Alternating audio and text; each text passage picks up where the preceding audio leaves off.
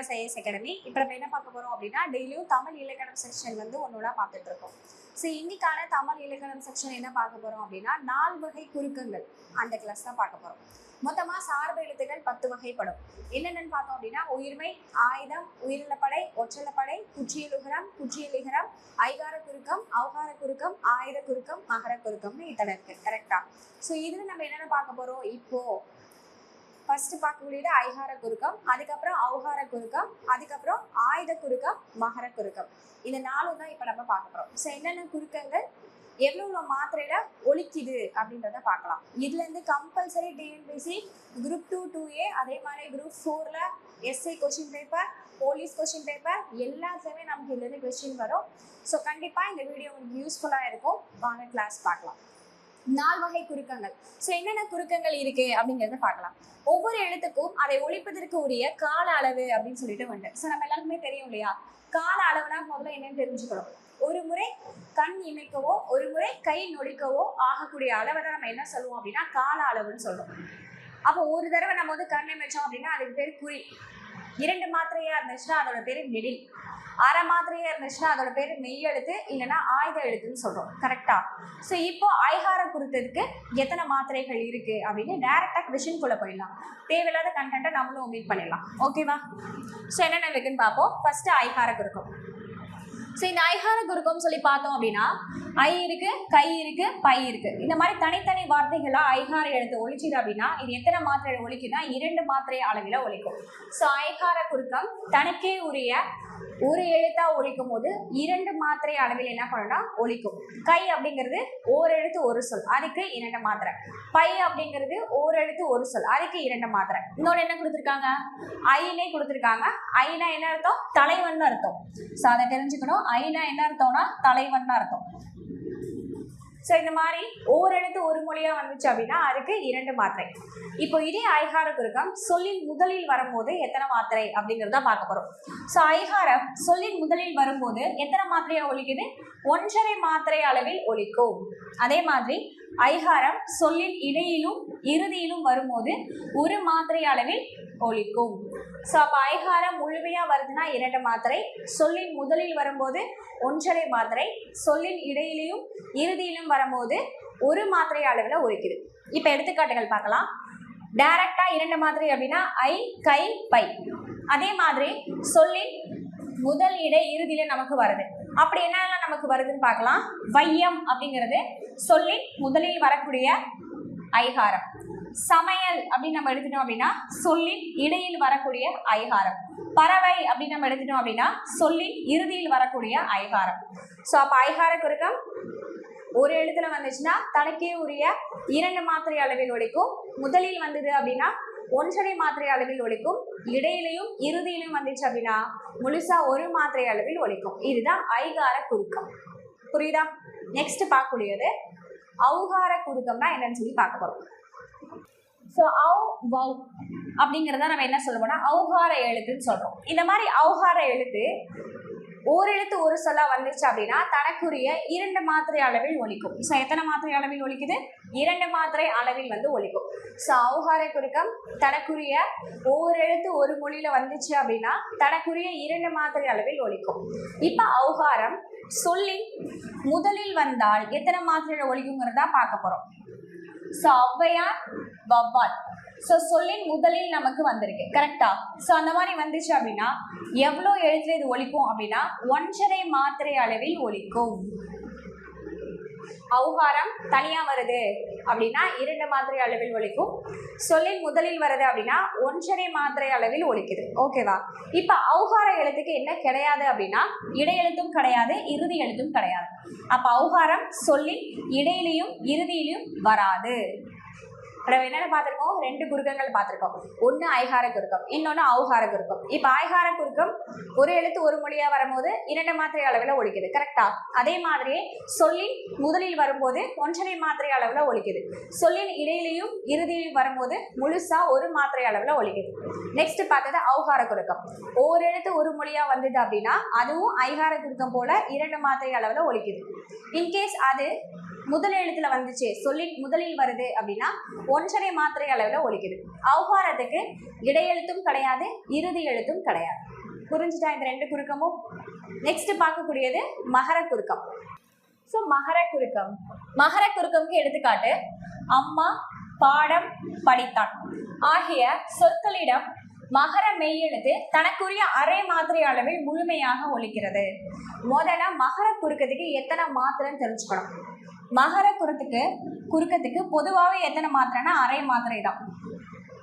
ஓகேவா? அது குறுக்கி ஒலிக்கும் போது எத்தனை மாத்திரை ஒலிக்குதுன்னு பார்த்தோம்னா 1/4 மாத்திரை அளவாக ஒலிக்கிறது. இதுதான் இப்போ விஷயம். ஓகே, எடுத்துக்காட்டு வலம் வந்தான்.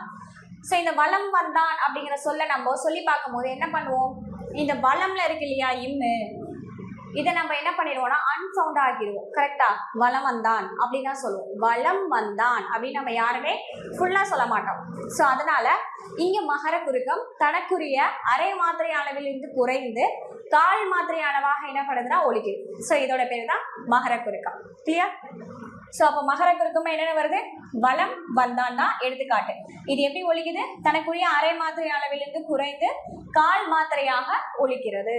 ஸோ நெக்ஸ்ட் மகர குறுத்துக்கு வேற என்னென்ன எக்ஸாம்பிள்னு பார்த்தோம்னா 2 எக்ஸாம்பிள் இருக்கு. என்னென்னா போலும், அதுக்கப்புறம் மருளும். ஸோ இந்த போலும் மருளும் அப்படிங்கிறது எப்படி மாறும் அப்படின்னா போன், அதே மாதிரி மருள் அப்படின்னு மாறும். சரி, இதுக்கு என்ன எடுத்துக்காட்டு? மகர குறுக்கத்துக்கு இது எடுத்துக்காட்டு. எப்படி இந்த இன்னு நம்ம போட்டிருக்கோம் அப்படின்னா இந்த ஈழ் வந்துச்சு அப்படின்னா இந்த 2 சுழி இன்னு தான் நம்ம போடணும். அதே மாதிரியே இந்த ஈழ் வருது அப்படின்னா நம்ம 3 சுழி இன் அப்படின்னு தான் போடணும். இது ரெண்டுத்துக்கு எதுக்கு எடுத்துக்காட்டு? மகர குறுக்கத்துக்கு இது ரெண்டுமே எடுத்துக்காட்டு. கிளியர்? ஐகார குறுக்கம், ஔகார குறுக்கம், மூணாவதா பார்த்தது மகர குறுக்கம். நெக்ஸ்ட் நம்ம பார்க்கக்கூடியது ஆயுத குறுக்கம். பார்க்கலாமா?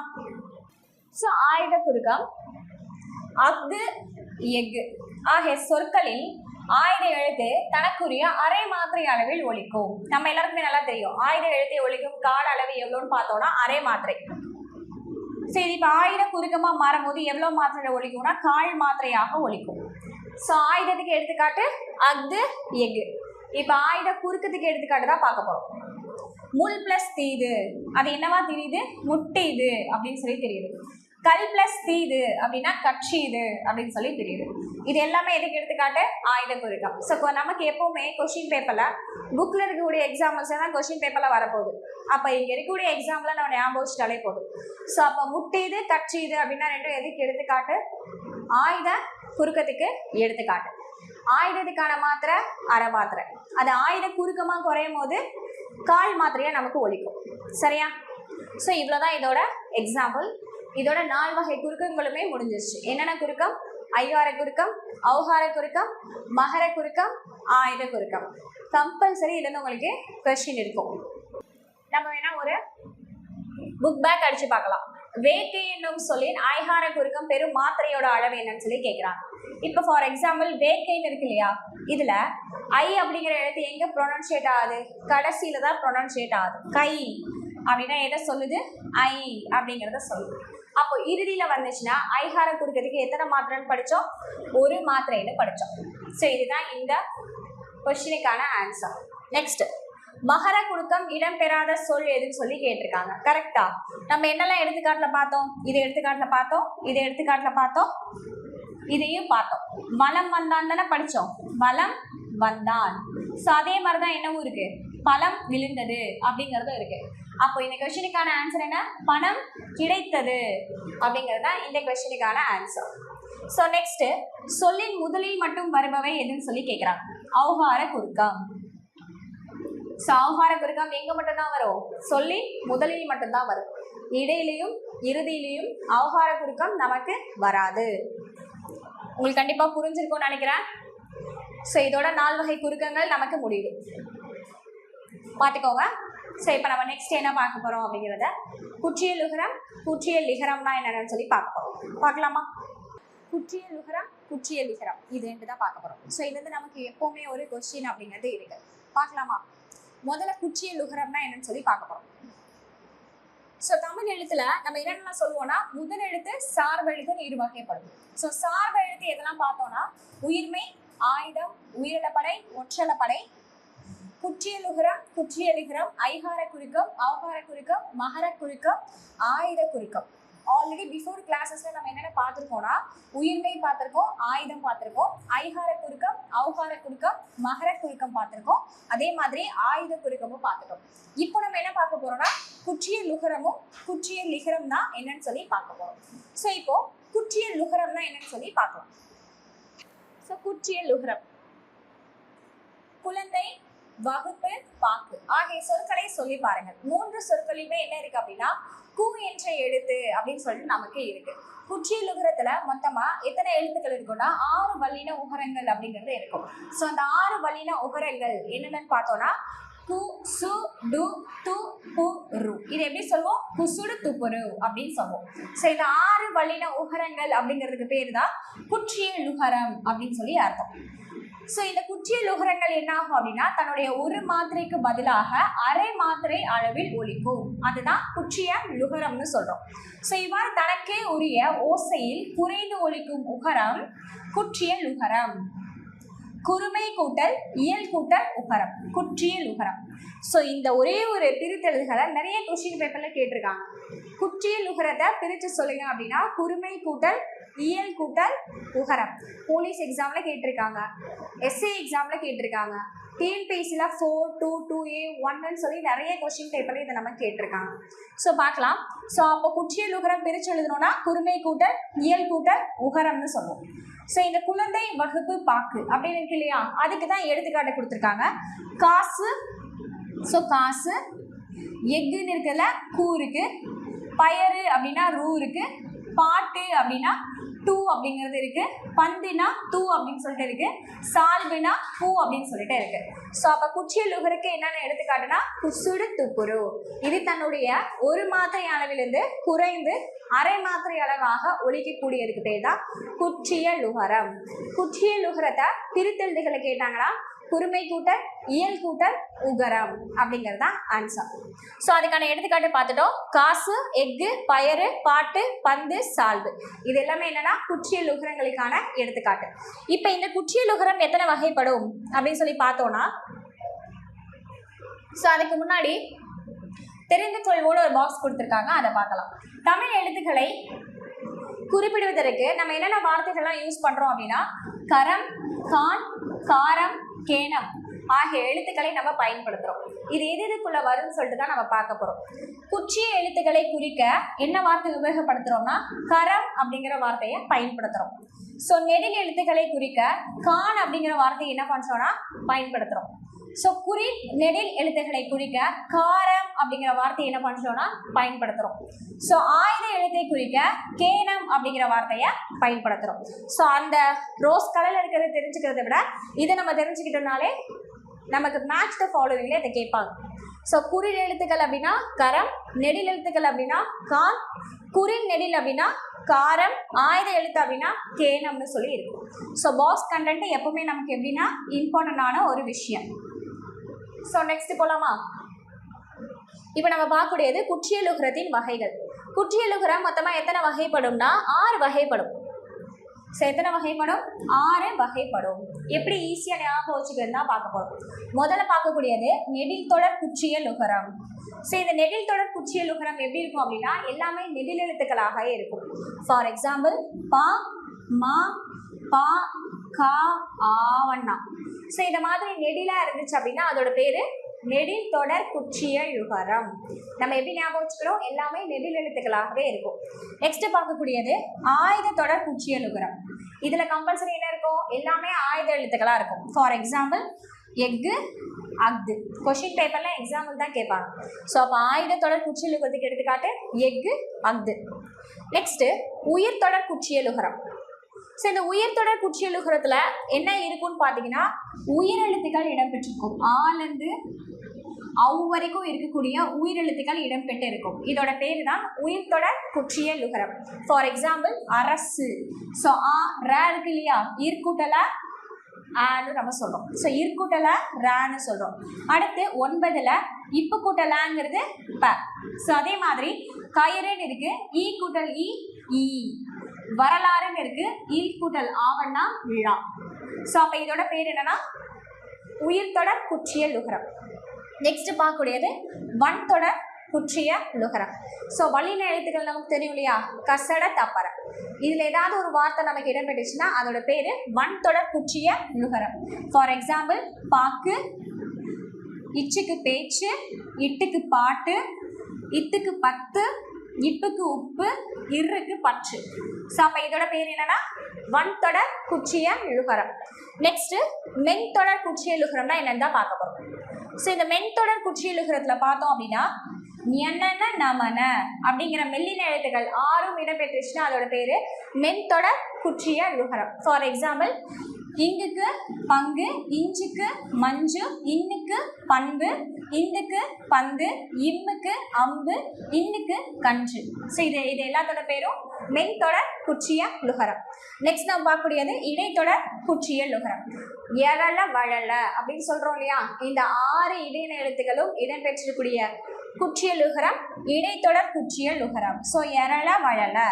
ஈக்கு எடுத்துக்காட்டு எய்து, இருக்கு எடுத்துக்காட்டு மார்பு, இல்லுக்கு எடுத்துக்காட்டு சால்பு, அதே மாதிரி இல்லுக்கு எடுத்துக்காட்டு மூழ்கு. ஸோ இதுதான் குற்றிய லுகரம். அப்போ குற்றிய லுகரம் கொஸ்டின் கேட்டாங்கன்னா குற்றிய லுகரங்கள் 6 வகைப்படும். என்னென்ன வகைப்படும்னா நெடில்தொடர், ஆயுதத்தொடர், உயிர்த்தொடர், வன்தொடர், மென்தொடர், இடைத்தொடர்னு சொல்லி 6 வகைப்படும். குற்றிய லுகரத்தை பிரிச்சு கேட்டாங்கன்னா குறுமை கூட்டல், இயல் கூட்டல், உகரம். ஸோ குற்றிய லுகரத்துல இருந்து நமக்கு இத்தனை கொஸ்டின் மட்டும்தான் இருக்கும். நெக்ஸ்ட் நம்ம என்ன பார்க்க போறோம்னா குற்றிய லிகரம் பார்க்க போறோம். பார்க்கலாமா? ஸோ இந்த குற்றிய லிகரம் அப்படிங்கிறதுக்கான பிரித்தெழுதுகன்னு சொல்லி கொஸ்டின் பேப்பரில் நிறைய கொஸ்டின் பேப்பரில் நமக்கு கேட்டிருக்காங்க.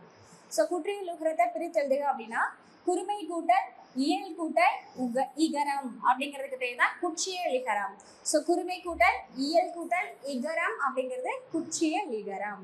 ஸோ இது தனதுடைய ஒரு மாத்திரை அளவிலிருந்து குறைந்து அரை மாத்திரை அளவாக என்ன பண்ணணும் ஒழிக்கும். ஸோ இப்போ நம்ம குற்றிய லிகரத்துக்கான எடுத்துக்காட்டுகள் தான் கொஸ்டின் பேப்பரில் கேட்பாங்க. பார்க்கலாம். குற்றிய லுகர சொற்களை தொடர்ந்து எகரத்தை முதல் எழுத்தாக கொண்டு அமைந்தால் அதோட பேரு குற்றிய லிகரம். ஸோ தன்னுடைய ஒரு மாத்திரை அளவிலிருந்து என்னவா ஒழிக்கும், அரை மாத்திரை அளவாக ஒழிக்கும். ஃபார் எக்ஸாம்பிள் கொக்கு யாது, நாடு யாது, தோப்பு யாது, எனப்படுவது யாது இருக்கு இல்லையா, இது எல்லாத்தையும் இப்போ நம்ம சேர்த்து எழுத போறோம். இப்போ சேர்த்து எழுதும் போது எல்லாத்துலயுமே என்ன வார்த்தை இருக்குன்றத நல்லா கவனிங்க. கொக்கு பிளஸ் யாது கொக்கு யாது, நாடு பிளஸ் யாது நாடு யாது, தோப்பு பிளஸ் யாது தோப்பி யாது, எனப்படுவது பிளஸ் யாது எனப்படுவது யாது. அப்ப இது எல்லாத்துக்குமே என்ன வார்த்தை வந்திருக்கு, ஈ அப்படிங்கிற வார்த்தை வந்திருக்கு. அப்போ குற்றிய லிகரத்துல என்ன வார்த்தை வந்திருக்கணும், ஈ அப்படிங்கிற வார்த்தை வந்திருக்கணும். அதாவது யகரத்தை முதல் எழுத்தாக கொண்டு அமையும் லிகரத்துக்கு பேரு தான் குற்றிய லிகரம்னு நம்ம சொல்றோம். அதுக்கான எடுத்துக்காட்டு தான் கொக்கு யாது, நாடு யாது, தோப்பி யாது, எனப்படுவது யாது. இது தன்னுடைய ஒரு மாத்திரை அளவிலிருந்து குறைந்து கால் மாத்திரை அளவாக ஒழிக்கக்கூடியது. ஸோ அடுத்து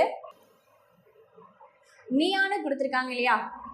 ஸோ இந்த மியாக்கு என்ன அர்த்தம்னா மியா என்பது ஒரு அசை சொல்.